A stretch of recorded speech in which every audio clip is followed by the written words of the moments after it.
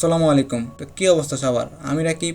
আপনারা দেখছেন দ্য পুন্তার নতুন একটি এক্সপ্লেনেশন ভিডিও। কেমন হবে যদি একটি সুন্দর রাজ্য এক শয়তান জাদুকরের হাতে পড়ে যায় আর রাজ্যে শুধু একমাত্র রাজকুমারী বেঁচে যায়? কি হয় সেই রাজ্য আর রাজকুমারীর সাথে? জানতে সম্পূর্ণ ভিডিওটি দেখুন। মুভির শুরুতেই আমরা একজনকে একটি গল্প বলতে শুনতে পাই। সে বলে অনেক আগে একটি সুন্দর রাজ্য ছিল, সেখানে রাজা ছিল খুবই ভালো। সে তার প্রজাদের সাথে কখনই খারাপ ব্যবহার করতো না, সব বিপদ আপদে তাদের পাশে থাকতো। রাজার ছিল একটি মাত্র মেয়ে, স্নো হোয়াইট, যার নামেই আমাদের আজকের এই মুভিটি। যাই হোক, রাজকুমারী তার বাবা মাকে নিয়ে অনেক শান্তিতে দিন কাটাচ্ছিল, কিন্তু হঠাৎ একদিন রানী অর্থাৎ রাজকুমারীর মা মারা যায়। আর রানী মারা যাওয়ার কিছুদিন পরই রাজা আরো একজন সুন্দরী মেয়েকে বিয়ে করে নেয়। কিন্তু সে কোনো সাধারণ মেয়ে ছিল না, সে ছিল শক্তিশালী এক জাদুকর। সে সবার সামনে ভালো চেয়ে থাকলেও ভিতরে ভিতরে সে ছিল ক্ষমাতলবী আর অনেক অহংকারী। তার কাছে ছিল এক জাদুকরী আয়না। আয়নাটি সবচেয়ে সুন্দর মানুষের নাম বলতে পারত। সে সবসময় তার আয়নাকে জিজ্ঞাসা করত যে সবচেয়ে সুন্দরী মেয়ের নাম বলতে। তখন আয়নাটি বলতো, আপনি সবচেয়ে সুন্দরী মহিলা। এটি শুনে সে অনেকটাই খুশি হয়ে যেত। যাই হোক, এভাবে দিন কাটছিল। কিন্তু রাজা একদিন একটা যুদ্ধে যায়। যুদ্ধে যাওয়ার আগে স্নো হোয়াইটকে একটি গলার হার দিয়ে যায়। কিন্তু দুঃখের বিষয়,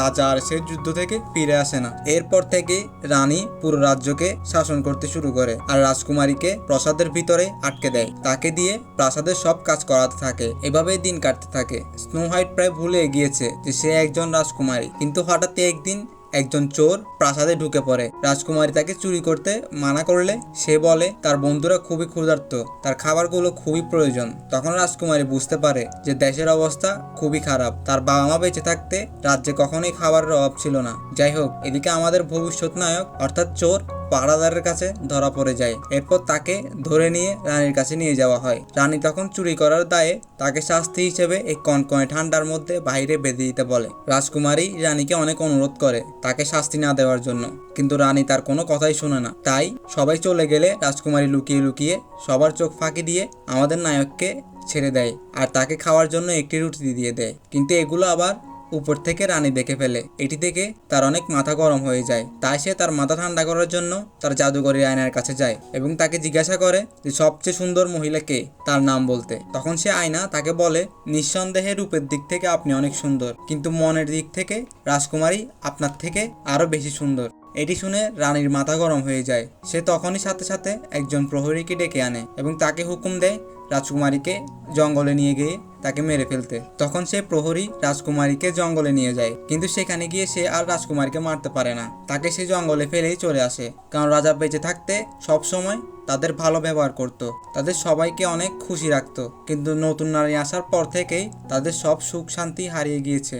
যাই হোক, রাজকুমারীকে সেখানে রেখে চলে যাওয়ার কিছুক্ষণ পর রাজকুমারীর কাছে জঙ্গলের অনেকগুলো পশু পাখি চলে আসে এবং তাকে একটি ঘরে নিয়ে যায়। রাজকুমারী অনেক ক্লান্ত হওয়ায় সে তখনই সেই ঘরের ভিতরে ঘুমিয়ে পড়ে। কিন্তু সে জানতোই না এটা কাদের ঘর। আসলে এটা হচ্ছে 7 জন বামুনের ঘর। সে বামুনগুলো হচ্ছে আরেক দুষ্ট প্রজাতির প্রাণী। তারা সারাক্ষণ শুধু নিজেদের মধ্যে ঝগড়া করতে থাকে। যাই হোক, তারা মূলত জঙ্গলে হীরার খনিতে কাজ করে। তারা কাজ শেষে যখন ঘরে ফেরে তখন রাজকুমারীকে দেখে অনেক রেগে যায় আর রাজকুমারীকে ঘর থেকে চলে যেতে বলে। তাই তখন রাজকুমারী আবার জঙ্গলে ফিরে আসে তার বাবাকে খোঁজার উদ্দেশ্যে, কারণ সে মনে করে তার বাবা এখনো হয়তোবা বেঁচে আছে। কিন্তু রাজকুমারীর সাথে জঙ্গলে আবারও সেই চোর অর্থাৎ আমাদের নায়কের সাথে দেখা হয়ে যায়। কিন্তু অন্যদিকে রাজকুমারীকে না মারার কারণে সে পাহারাদারকে রানী কারাগারে বন্দি করে দেয় আর রাজকুমারীকে মারার জন্য জঙ্গলে সেনা পাঠিয়ে দেয়। এতে করে তখন রানীর পাঠানো সেনা এবং নায়কের সাথে থাকা বন্ধু বান্ধব সামনাসামনি পড়ে যায়। এরপর অনেকক্ষণ তাদের মধ্যে মারামারি হওয়ার এক পর্যায়ে রানীদের মধ্যে থাকা একজন সেনা রাজকুমারীর দিকে একটি তীর ছুঁড়ে মারলে আমাদের নায়ক রাজকুমারীকে বাঁচাতে গিয়ে নিজের বুকে তীরটা ঢুকে যায়। তখন আমাদের রাজকুমারী বুদ্ধি করে নায়ককে সে বামুনদের কাছে থাকা একজন হাতুড়ি ডাক্তারের কাছে নিয়ে যায়। তখন সে বামুন ডাক্তার নায়কের বুক থেকে তীরটা বের করে তাকে সুস্থ করে দেয়। এতে করে রাজকুমারী এবং আমাদের নায়ক একে অপরকে পছন্দ করতে শুরু করে। এরপর নায়ক রাজকুমারীর কাছ থেকে জানতে পারে রাজকুমারী মূলত তার বাবাকে খোঁজার জন্যই জঙ্গলে গিয়েছিল, কারণ সে মনে করে তার বাবা হয়তো এখনো বেঁচে আছে। তাই তখন নায়ক সিদ্ধান্ত নেয় যে সে রাজাকে খুঁজতে ওই রাজ্যে যাবে যে রাজ্যে যুদ্ধ করার জন্য রাজা গিয়েছিল।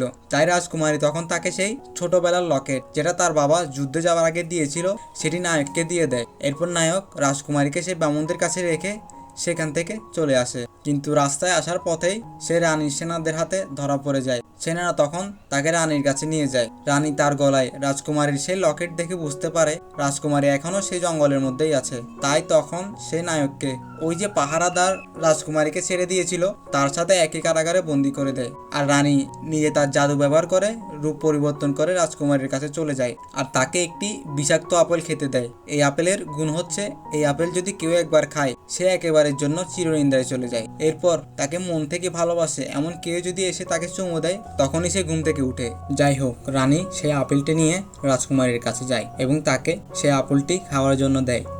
কিন্তু তাকে চিনতে না পারায় প্রথম সে আপেলটি খেতে চায় না। কিন্তু পরে সে বুড়ো মহিলাটি অর্থাৎ জাদুকর তাকে তার বাবার প্রশংসা করলে সে আপেলটি খেয়ে নেয়। আর আপেলটি খাওয়ার সাথে সাথে রানী তখন তার আসল রূপে ফিরে আসে আর তাকে বলে, তুই যে তোর বাবাকে খুঁজছিস সে অনেক আগেই আমার জাদুর কারণে মারা গিয়েছে।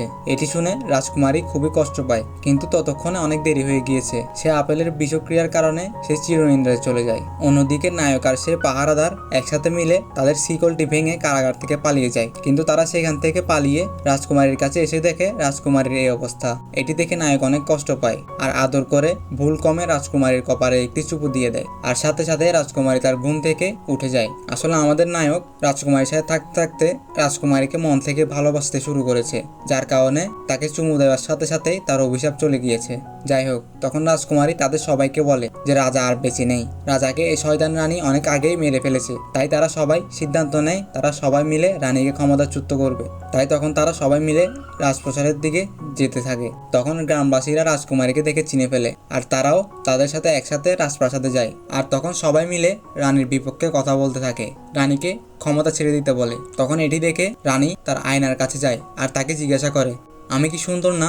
মানুষ কেন আমাকে ছেড়ে রাজকুমারীকে পছন্দ করছে? তখন আয়না তার উত্তরে বলে যে, জি আপনি সুন্দর, তবে সেটা শুধু রূপে, কিন্তু রাজকুমারী মনের দিক থেকে আপনার চেয়েও বেশি সুন্দর।